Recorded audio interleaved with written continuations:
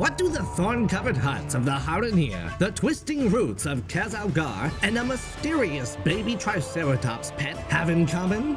Welcome back, heroes. I'm your host, Nazax, and today we're untangling the thorniest mystery of the War Within. How a deep-rooted legend, coupled with some cleverly hidden clues, might just unveil a brand new zone and reveal a connection to some of Azeroth's most ancient powers. Today's report: journey to the center of the earth, the Haranir's secret rose garden, Freya's Briarhorn hatchlings, and how a fake leak foresaw the road ahead. First up, the Haranir. These new proto-elf, troll-like beings sprung out of the green corners of Khaz Algar during the Azshara campaign, and their very existence screams at a lost chapter in Azeroth's history. The Haranir craft their homes and armor from an unknown thorny plant. The plant's leaves are a vibrant orange with green stems, and thorns that appear red at the tips, a bit like a rose bush. So far, this type of plant has not been seen in Khaz Algar, and is rather reminiscent of Draenor's Everbloom and the blood petal lashes of Ungro Crater. But it's not just their thorny jungle aesthetic that connects the Haranir to this bigger picture. Deep within Khaz Algar, the winding roots of Elun'Ahir have started to creep into view. Legend states that long ago, Titan Keeper Freya was sent to these roots to protect them, much as she did with places like Ungro Crater and Sholazar Basin when seeding the newly ordered Azeroth with life. It was at these locations that Freya coaxed the wild gods to re-emerge upon Azeroth and roam the world. The legend also details how, as the world entered a new age, mysterious guardians arrived and dedicated their lives to protecting the thriving roots. From what we've seen so far, the roots of this destroyed world tree spiral and tangle in beautiful swirls, like those of a Mirdrasil seen in the Emerald Dream. But there's another iconic plant whose resemblance I'd remind you of. The sprawling root-like Briar-thorn of the Barrens. These massive Briar-thorns in Kalimdor are said to have sprouted from the blood of Agamaggan, the mighty Boar wild god, revered by the Quill Boar and their thorn speakers. Agamaggan is said to be one of the oldest wild gods in Azeroth, and his connection to the natural world is as deep as the roots themselves.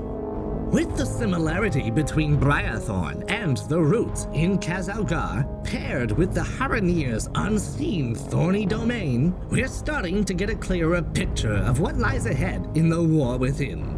And that brings us to the Isle of Dorn.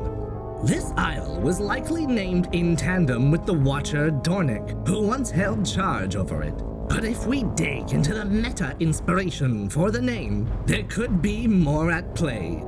In ancient Germanic languages, Dorn commonly translates to thorn in modern English, making this literally the Isle of Thorns.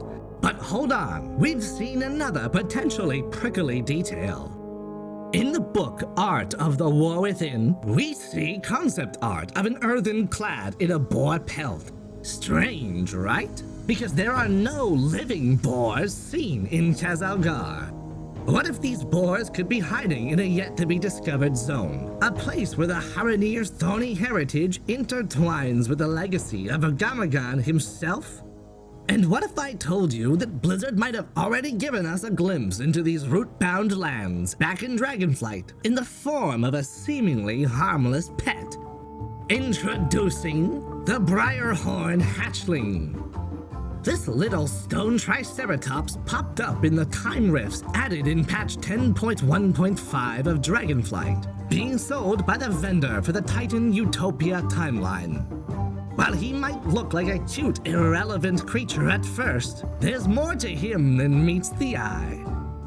You see, this green-leafed version was but one coloration of 4 variations created for the game, with the other 3 being entirely unused. Besides the Briarhorn hatchling used in-game, here we can see another shade of teal green, a yellower green, and a striking orange-leafed one. Now, some of you may recognize these Briarhorns from the fake AVALOREN leak that preceded the War Within's announcement back in October 2023. When I crafted these images, I based the adult Briarhorn from the Everward on the already existing Briarhorn hatchling in the game. Why, you ask? Well, given that these were added in a patch about time travel, I believe that the Briarhorn and a handful of other items sold or dropped during the Time Rift events were indeed in-game teases and clues to what was coming in 11.0 and beyond. And here's where things get even more interesting. The Briarhorn hatchling, a baby stone Direhorn, is probably just the miniature version of something much larger that we'll see in upcoming content. But what exactly might that be, and how does it tie into the roots, the Haranir, and the next zone of the War Within? Let's take a moment to remember Torcali, the Zandalari Direhorn Loa, who is the great mother of all Direhorns, going by such titles as the Moving Mountain, the Wandering Bulwark, and the Loa of Wanderers. Torcali is also known as a Loa of Bounty and Harvest, sharing a widespread connection with the wilds of Azeroth. She is a Loa that has no temple, for the wilderness itself is her place of worship. To the Zandalari, she is the grass, the great shaper. Where she walks, great valleys are born. Where she drags her horns, rivers run. I think it's possible that we'll see Torcali make a comeback in the War Within through the prehistoric connection to the Titan Keeper Freya, whose bountiful gardens we have explored are often littered with dinosaurs already. Consider this. Freya once crafted a legendary staff, named Fuzan, the Wanderer's Companion, from a branch of a first tree that all of Pandaria's forests are said to blossom from, including the Kaipari trees with their recognizable orange leaves, once again echoing the orange hues we see in the Haranir's thorned plants and the unused Briarhorn variant. It wouldn't be far-fetched to think that Freya, who shaped the great wilds of Azeroth and empowered countless wild gods, might have had a hand in nurturing Torcali as well. Freya's role as a life shaper fits perfectly with Torcali's wandering, life-giving influence on the wilds, suggesting a possibly ancient yet unseen bond between the two. This connection between Freya, the orange-leaved thorn plants, and Torcali, the Loa of Wanderers, indicates a deeper link between the Briarhorns and the Haranir, and their similarities don't stop at the visuals. You see, the Haranir in Khaz Algar are seen wielding scythes, a tool famously used during a harvest. And perhaps this is no mere coincidence. Could these scythes point towards the Haranir's familiarity with Torcali, the Loa of Harvest? If Torcali, a wild god Loa, nurtured or perhaps even shaped by Freya, the Titan Keeper of Life, had a hand in the deeps of Khaz Algar, it's possible that the nature-serving Haranir could be the inheritors of this primal Direhorn Guardian's duty. From the legend of Elun'Ahir, we can guess that the mysterious beings who arrived to protect the roots when the world entered a new age could very well be the Haranir. The Dark Troll ancestors of these Haranir could have developed alongside Torcali, the Wandering Bulwark, as she warded over Elun'Ahir's roots, eventually following Torcali's wandering above the subterranean world they knew, and becoming the proud Zandalari we know. But where do trolls come from to begin with? Let's take a look at another new NPC from Azshara, the territorial Deepwalker, and compare it to the ancient breakers of Draenor. When put next to each other, the only striking difference between the Draenor Colossal and the territorial Deepwalker is the inclusion of giant tusks on the new model, an iconic feature of trolls in particular. But what really caught my attention is their proximity to the roots of Elun'Ahir breaking through the caverns. Could these Deepwalkers be performing a role similar to what Aggramar intended for the Breakers on Draenor? And what if, like on Draenor, where the orcs stemmed from the Sporemound's battle with Agramar's Breakers, we see a correlated history with trolls originating from the mixture of Deepwalkers, World Tree roots, and Wild God influence in Khaz Algar? And last, but certainly not least, we have this new rare herbalism item found in Khaz Algar, the Deepgrove Rose.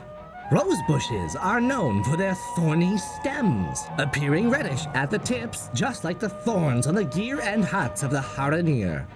And the yellow flavor text for this item reads, quote, "You suspect it will be a while before you find a fully grown Deepgrove grows again." Now at first you might think this is just a joke about the item's rarity, but here's the stinger. The Deepgrove Roots is another herbalism item with the flavor text that reads, quote, "The roots continue to grow even after the rose is plucked. Not useful for any practical purposes, but rather intriguing to study." And this directly mirrors the legend of Elun'Ahir, whose roots continued to grow long after Aman'Thul tore the tree from Azeroth's surface. Folks, these items are clearly clues planted by Blizzard, teasing a future zone where we will indeed find more fully grown roses and the roots of Elun'Ahir. So, we've established how Briar is a form of thorn plant, including roses, and when we pair this naming scheme with the matching visuals of the orange Briarhorn hatchling, the Haranir's thorny mystery plants, and the Deepgrove rose, we can speculate that we will indeed venture into a new zone during the War Within that is occupied by these primal stone guardians, and the mystical Haranir beside them. Imagine this, a new lush underground zone with the bramble and tangle of Elun'Ahir's roots. Maybe it's called the Deepgrove or the Briarward. This new addition to the subterranean world that we've been exploring could capitalize on the rich inspirations that Blizzard drew from decades ago with Un'Goro Crater, Journey to the Center of the Earth, and the Land of the Lost. These iconic pictures from the middle to late 20th century feature expeditions of explorers finding themselves in altogether mysterious lands, both craterous and cavernous, filled with a plethora of prehistoric beasts, critters, and peoples. In 1959's Journey to the Center of the Earth, the characters even find a subterranean ocean like the one in Shadowfall, prehistoric dimetrodons like the ones in Azeroth, fungal landscapes, and crystalline passageways. To top it off, we already know that Un'Goro and Sholazar Basin have directly referenced the Land of the Lost series with names of characters and quest objectives. This new zone could be a place reminiscent of the ancient crystal caves of Un'Goro Crater and the creeping nightmares of Wailing Caverns. Imagine weaving your way through colossal thorn jungles where towering Briarhorns graze, and the Haranir guard their sacred rose gardens. Beneath the tangled canopy, glowing fungal groves and crystal-lit caves might lead straight to the heart of Elun'Ahir's roots. A hidden world shaped by Freya's hand, warded over by Torcali's earthen progeny, and tended to by the caring hands of the Haranir, deep within the craggy reaches of Khaz Algar, waiting for our heroes to explore. And who knows what else we might find when we're down there. Thank you for tuning in to another episode of Knowledge Wars, where the truth isn't just out there, it's buried under layers of fake BlizzCon leaks and Titan machinery. Remember, folks, you are the resistance to the Quill Boar conspiracy.